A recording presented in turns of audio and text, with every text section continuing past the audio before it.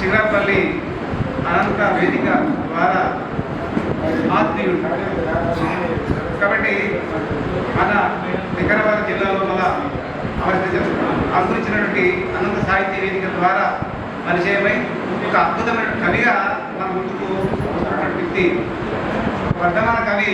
నిజంగా చెప్పాలంటే జిల్లాకు తలమానికమైన కవిగా ఆయన నిమ్ముతూ ఉన్నాడు. చక్కని రచన చేస్తున్నారు. ఆయన కవిత్వం దాదాపు కవితాసక్తి ఉన్న వాళ్ళు, కవిత్వం పైన పట్టున్న వాళ్ళు, కవితా రసాన్ని ఆస్వాదించిన వాళ్ళు ప్రతిరోజు కూడా చదువుతూ ఉన్నారు. ఆ స్పందన చూస్తుంటే తెలుస్తుంది. కాబట్టి 100 మంది జరిగిన ఒక్క స్పందించే చాలు కవిత గురించి. కాబట్టి ఆ స్పందన అనేది హృదయాన్ని కదిలించలేకపోతే స్పందిస్తారు. కాబట్టి చిగురాల కవిత్వం లోపల చిగురు ఉంది,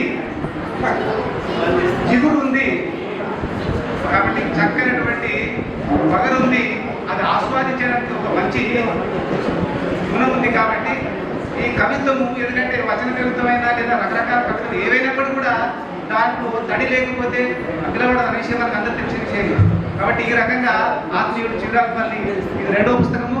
అంతకు మొదటి పుస్తకం 2000 జనవరి 24 రాయించడం జరిగింది పాల్గొంది. ఆ తర్వాత 2వ పుస్తకం. కాబట్టి ఈ సందర్భంగా ప్రత్యేకమైనటువంటి హృదయపూర్వక ధన్యవాదాలు, శుభాకాంక్షలు తెలియజేస్తూ నాకు అవకాశం ఇచ్చినందుకు ధన్యవాదాలు తెలియజేస్తాను.